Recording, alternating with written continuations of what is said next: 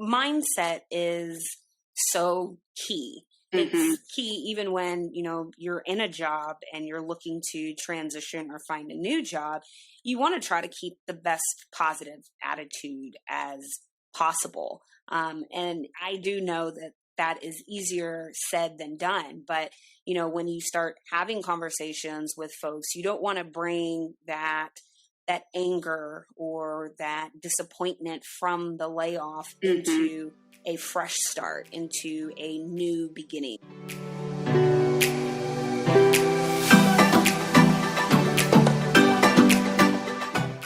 Welcome to the Workforce Link podcast, where we're offering forward-thinking conversations for the workforce, linking employers and job seekers to a brighter tomorrow. I'm your host, Sunday Jo Graham with the Central Workforce Development Board, and I am glad to be back with you for another episode. Not only that, but I'm excited to be back for season 5 of the podcast, season 5. We've got some exciting things in store for the season, including interviews with some industry experts. It's, been a couple seasons since we've done interviews, so I'm really glad to be adding that segment back into the season. And so we are going to have some fun together. All right, so here's a word none of us want to hear: layoff, right? It can bring panic. What do we do with that layoff? Do we allow it to make us bitter, or do we allow it to make us better? That is an important question we're going to talk about today with our special guest, Tricia Sitemere. Tricia is the founder of CTRL Alt Delete, which I love, and it's a personal mantra of hers. It stands for take control of your future, alter your mindset, and delete all doubt, which has been core to her work with her clients. I love that. CTRL Alt Delete. Tricia has worked for multiple Fortune 500 companies supporting university recruiting and diversity and inclusion. She began in learning and development writing and facilitating corporate training, and then branched into the talent acquisition space. She's a published author and an alumna of the University of Texas at Arlington, where she earned her degree in advertising, and also Simmons University, where she earned a master's degree in communication management. She currently resides in Dallas, Texas, but she works with clients worldwide. I am so excited to have her on the show as a guest today as we discuss bouncing back after a layoff. So, without further ado, here's my interview with Tricia. All right. Thank you, Tricia, for being on the podcast with us today. We are excited to have you here. I am excited to be here, Sunday Jo. Thank you so much for having me. You bet. You bet. So we're in an interesting world right now, economic world, job world, all the things. And there seem to be a lot more layoffs happening this time around than in the recent past. And so I would love to just talk about that with you today. You really have a lot of knowledge on that topic, and you wrote this blog post that I loved, bouncing back after a layoff. And so I would love to just dive into that today and maybe offer some encouragement to our listeners who are in the midst of a layoff right now. Yeah, absolutely. Happy to do that. So as she said, my name is Tricia Sitemere. I am the founder of CTRL Alt Delete. And basically what my company does is we provide resources and support to mid-career professionals that are looking to transition or find, some new type of role, or really kind of lean into their professional development. And so as you said, there has been an uptick in layoffs, which has been really, really unfortunate. But I've been having this conversation a lot, and it's very interesting, the different kind of phases that you go through when you get laid off. The first thing that, I'm having conversations around is just the initial shock. It can feel like, out of nowhere, or sometimes not so out of nowhere. Sometimes there's some signs, but I don't think you're ever really fully prepared to hear those words that, hey, there's been a restructuring, you've been laid off. It still hits you like a Mack truck, and it's very easy for your mind to go into overdrive, panic, really, not so much overdrive, really panic, especially when you think about the individual circumstances of so many people. There's bills that need to be paid. There are other responsibilities that we have. Sometimes it's, taking care of family, taking care of your children. And so panic is usually the first thing that comes to mind. And then it's like, oh my God, I need to find something yesterday and Right. everything is just exploding in your face. And, yes, you will need to come up with some kind of plan. Obviously, finding a new job is on the horizon, but my recommendation to kind of get the process going, and so that you're still able to show up, in interviews while you're doing the networking, is to just give yourself a beat, a day or two, to just kind of accept what has happened, and almost kind of mourn that period. This is the closing of a chapter. And while you wanted it to have maybe ended differently, it has happened. It's okay. It's not personal. It doesn't make you a bad person or a bad employee. And it's really important for you to, kind of have that internal conversation with yourself, so that as you start, that process of coming up with a new plan and a new direction for yourself, you don't keep getting snatched back by that feeling of, oh my God, I was laid off. It was my fault. There was so many things I could have done, could have, would have, should have, Right. because it's very natural to have a lot of those thoughts. And so if you can sit with them, I'm not saying sit with them, for a super long time, but at least give yourself a breath, a day, to kind of get over that, that initial shock, because it can trigger so many different things. And I think also being able to just take a beat and process what has happened is also going to set you up to be in a better position to ask for the type of help that you might need. And so when you're still frantic and scrambling, in the mind, and people may reach out to you and saying, hey, how can I help?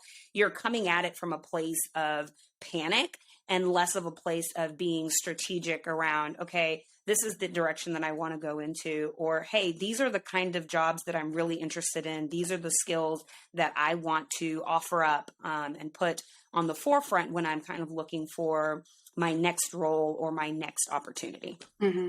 That makes so much sense, because I love how you say that, to just take a beat, because I think that might keep you from, because you're right, you are in panic mode. So that might keep you from showing up to that next job, or of just applying for that job out of panic. Or showing up to that interview in desperation. Right, so exactly. then, when you're in that desperation, you don't have as much confidence in yourself or in your abilities.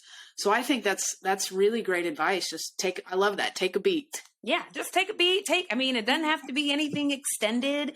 You deserve, and you should offer yourself that. Just take a beat. And then after you've taken a beat, the next thing that you're going to want to do is to just take a look at the landscape of your finances. I think this is part of that panic, right? If we're thinking about, all of the bills that we may pay in a month, right? Usually, if you're doing some kind of budget or some kind of financial plan, you line those up based on maybe when you get paid, or you pay them all at one time. The first thing you should do is see about unemployment benefits, because that takes usually a little bit of time to process. If they need, additional information, or maybe they need to get in contact with your employer to verify XYZ, that can take a little bit of time. So after you've taken a beat, go ahead and do that. So that is something that's kind of working in the background. And then the other thing, like I said, taking a look at your financial landscape, is some people don't know that these companies that you pay your bills to, depending on what kind of company, they understand that things happen. People end up in unfortunate situations, and it can be very easy to not want to communicate, or to just say, okay, these are the bills I've had. These are the bills that I've always had. I need to come up with a plan, because I need this amount of money every single month in order to sustain myself and keep my family. But you can reach out to, your phone company, or your water bill, or, whatever bill that it is. Yeah. Exactly. And find out what kind of support they have. Sometimes they will say, okay, we're going to bring it down to a smaller amount that, may be in line with what you're receiving from unemployment when that time comes. Or they'll say, hey, okay, we're going to allow you to put this on a temporary pause. Maybe that's 2 months, 3 months, maybe it's a month, but every little bit of that helps. It's going to be pressure Absolutely. that is alleviated from you so that, you can work and focus your energy on the things that you need to, which obviously is either networking, finding a job, whether it's, the time that you, dive into new training to expand your skills while you're doing your search, whatever that situation looks like for you.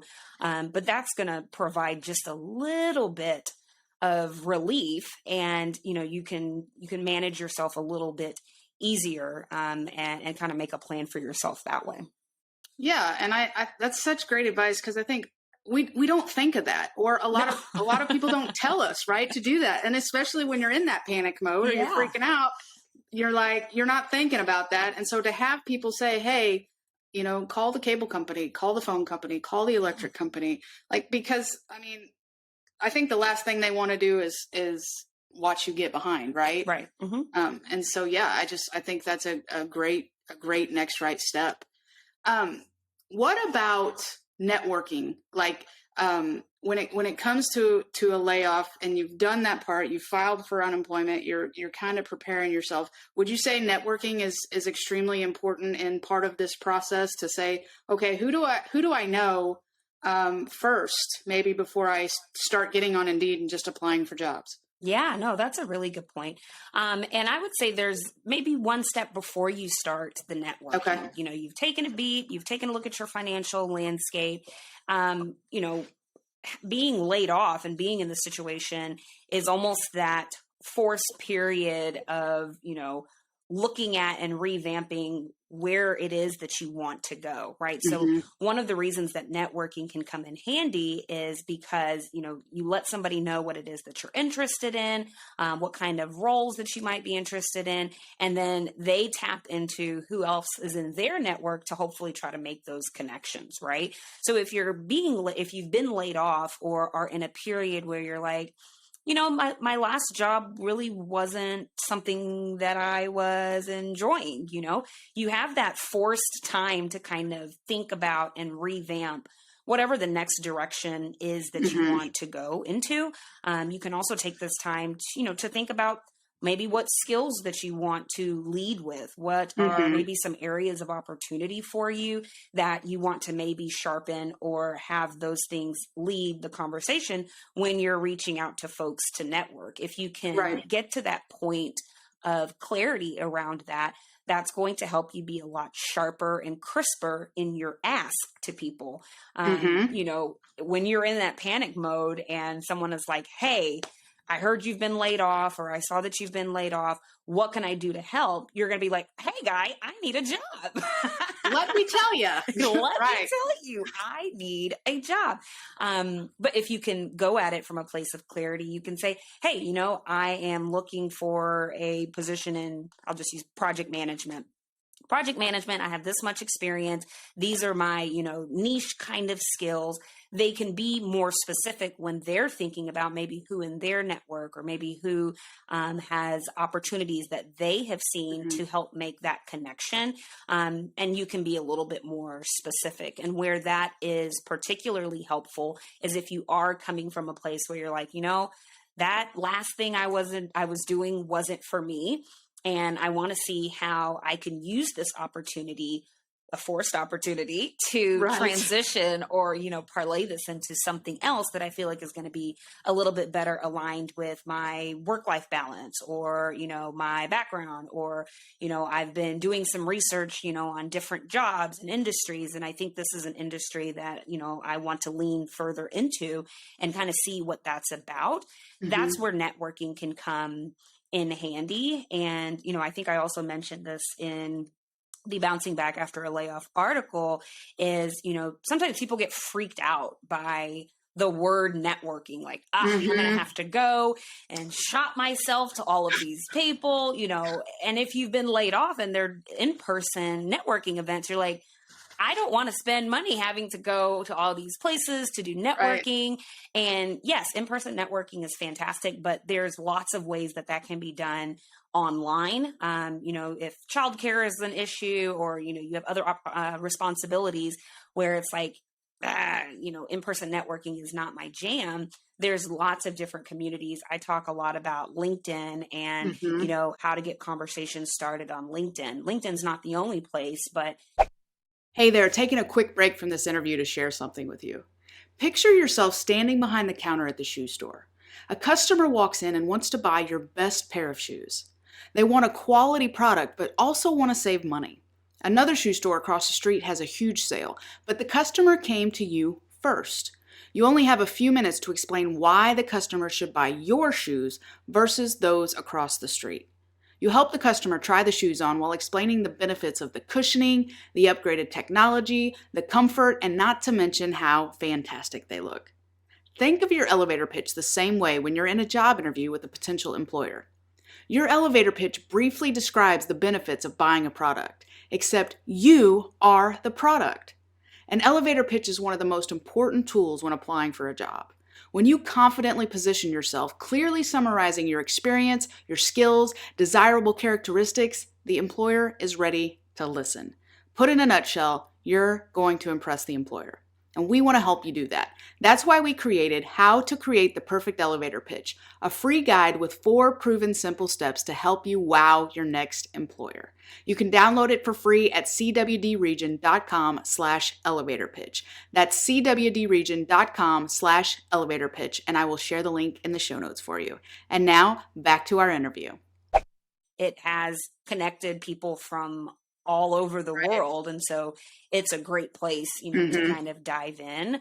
And then there's, other online communities that, sometimes are specific to a particular industry or, a particular specialty that you can, try to engage with, find out what, new things are happening in the area, but also make those one-on-one connections. And, I think the last thing that I would say about networking is, and I have to say this, particularly for someone who is recently laid off and kind of struggling with, hey, I'm not the so-and-so title that I used to be. It's kind of like, well, I don't have anything that I can offer to you. And that's not right. That's not correct.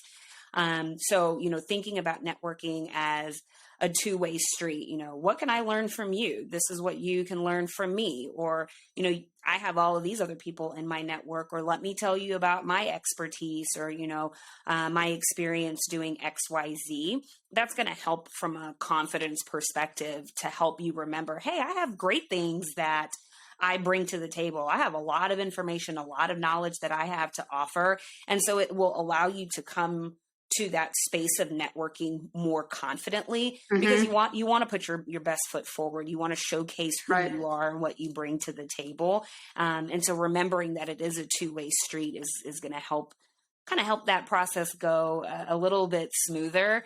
What else would I say about networking? Sometimes you're just reaching out to people cold, get involved in the conversation. If you see someone's posted something insightful on LinkedIn, comment, include your contribution to the conversation, whether that's, hey, this so-and-so recruiter, I saw that you had a role. I'm really interested.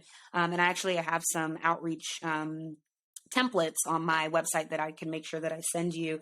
Okay. But yeah, start those conversations. And sometimes people won't respond. We get that, people get busy, or people, like my LinkedIn inbox gets crazy from time to time. And so I have to be like, Tricia, make sure that you go in there and respond, take care of what you need to do.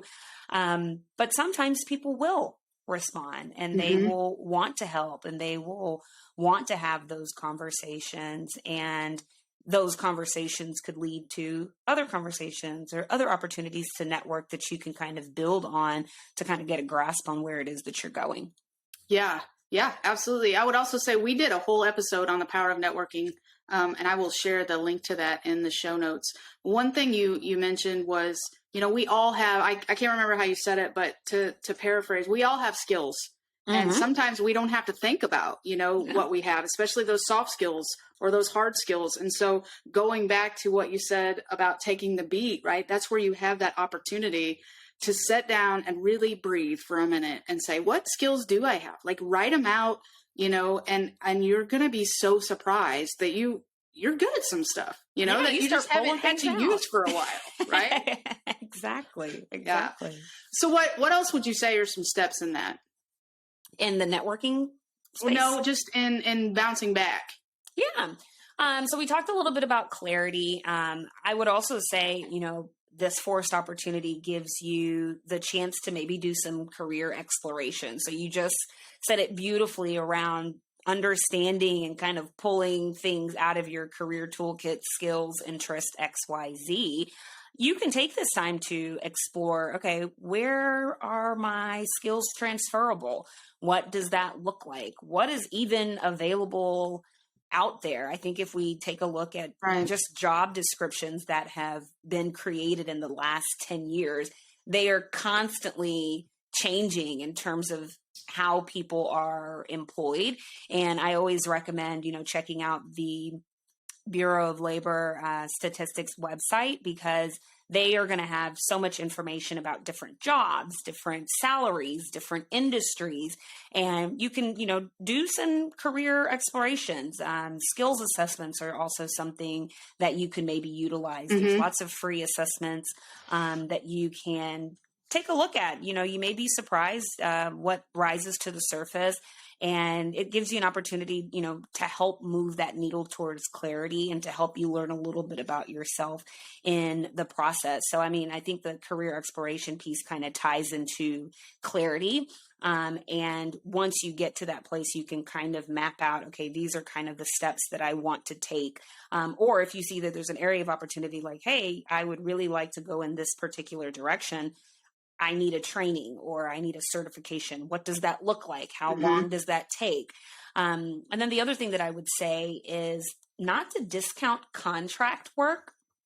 I know sometimes when people are looking for roles, they want full-time, they want, whole kit and caboodle benefits, XYZ, and that's great, but sometimes these contract positions, there can be long-term contracts. Sometimes working a contract can put you in touch with other folks, give you an opportunity to sharpen a skill, or even be converted into a full-time opportunity.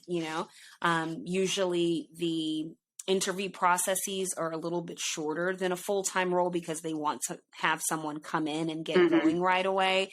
So don't, discount those. And then if you do have, specific skills, the gig economy has just blown up. There's lots of different ways that people are generating income through different gigs, from all the way from, voiceover acting to reviewing resumes and updating resumes, which is, how I got my start in the career coaching space. So that's also something that you can do to kind of get things moving. And then obviously just applying, trying to find out where you can be referred to. Because I know when people are applying to jobs, it can kind of feel like, okay, I've brushed up my resume. My resume looks great. My LinkedIn is up to date. It's speaking the language of the role that I want to go into. And I'm sending my application into the black hole, never to be heard or seen from again. And, that's not entirely inaccurate, unfortunately. That really drives me crazy because I used to be a recruiter. I spent a lot of time in the talent acquisition space. So that does drive me crazy. But, setting aside a certain amount of time to say, okay, this is when I'm going to do my job research, send out my applications. This is when I'm going to do my follow-ups. Because otherwise it can be all consuming. And, if you have a partner, a spouse, or children, they want you to be okay. And you still would want to spend time with them and to be able to take your brain away from constantly focusing on your job search, because that can get taxing. Interview fatigue is real. And so just kind of making sure that you keep a pulse on that and in tune with how you feel about things as you get going is going to be important. So yeah, that's one thing I don't want to miss that you talk about is leading with positivity. Can you talk a little bit about that? Because I think that's so important, and it's not necessarily easy to do when we feel defeated and we're trying to figure out what the next right step is. But I think it's so important to talk about. Yes, absolutely. Mindset is so key. Mm-hmm. It's key even when, you're in a job and you're looking to transition or find a new job. You want to try to keep the best positive attitude as possible. And I do know that is easier said than done. But, when you start having conversations with folks, you don't want to bring that anger or that disappointment from the layoff Mm-hmm. into a fresh start, into a new beginning. I mentioned that a layoff is not personal. It does not make you a bad employee, Mm-hmm. and it doesn't make you a bad person. And so that's why taking that beat is important, so that you can kind of start from a fresh place, a place of open opportunities, a place of, abundance. I believe, Mm-hmm. I deserve abundance. I have a lot to bring to the table. I have a lot of positive energy to bring to a new employer or a new team. And negativity can kind of turn into a hamster wheel, Mm-hmm. and then it Real kind of, quick. yep, it seeps into everything. And now you're just raging angry and upset and sad. And not saying that, being laid off, you're not going to have, some of the emotions and the sadness or the roller coaster, but you don't want to sit in it. And so, trying to surround yourself with as much positivity as possible is going to be important. And then also being positive when it comes to having these conversations. Like if you're out networking and you're talking about getting a job, the layoff could come up, Mm-hmm. and it's not a time to trash your last employer because of XYZ and, the layoff has happened. Move forward from a place of positive energy. Yeah. I was laid off, and this is what I've been doing in the interim. I've been going to networking things. I've been, focusing on new trainings. I've been learning new things. I've been working on personal projects, and then shift the focus back to what you bring to the table. And so having that mindset, it's kind of a funny thing. It's going to help you attract the opportunities. It's going to help you attract, the right person that's going to be able to Absolutely. make that connection, so that you can, move the needle on landing that new role. Yeah, because people don't want to hire those who just want to be victims of their circumstances, right? And so I talk about that all the time. You've got to be proactive. You cannot be a victim. You cannot sit in it all the time. It's time to move forward. And people want to hire people who are moving forward, not sitting in that, in that victim mentality. So I think that's so important. Positivity means so much. Absolutely. Yeah, absolutely. Well, I appreciate you stopping by today. And I am hopeful that this episode will be hopeful to those who might be struggling with their layoff. Is there anything else that you want to share with our listeners? Yeah. If you've been laid off, I'm with you. I feel you. I'm sending you so much positive energy. There are lots of different resources, like I said, on my website, triciasitemere.com. There's, different guides. Like I said, the LinkedIn outreach templates are there.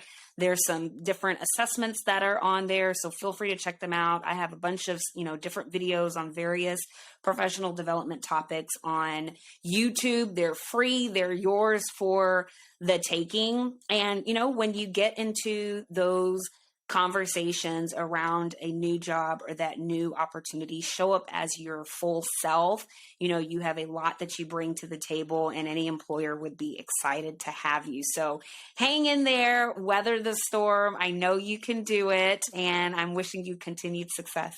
Yes, hang in there and weather the storm. That's for sure. Yeah. Can you say your website one more time? We will put it in the show notes for everybody to get to, but if you want to go ahead and plug that one more time. Yeah, absolutely. It's triciasitemere.com. Awesome. Well, we appreciate you being here today, Tricia, and thank you so much for all you are doing to help others better their careers. Absolutely. Thank you so much for having me. Oh man, I hope you enjoyed that interview with Tricia as much as I did and walked away with some confidence that you can bounce back. And again, you can learn more about Tricia at triciasitemere.com, and I will share the link in the show notes for you for that as well as other things that we covered today, like how to network, filing for unemployment, finding your local job center, and things like that. And if you have enjoyed today's episode, would you mind sharing it with someone else that you think could benefit? And if you haven't already, would you mind heading over and leaving a review on iTunes for the Workforce Link? Let us know what you like about the show. It really means a lot to us, and it helps us stay visible so others can find us. All right, have a great week, my friend, and we will meet again in the next episode. Until then, remember this: there's always a brighter tomorrow if you're willing to find it. The Central Region Workforce Development Board Incorporated and COPIC are equal opportunity employers and programs. Auxiliary aids and services are available upon request to individuals with disabilities. Missouri Relay Services at 711.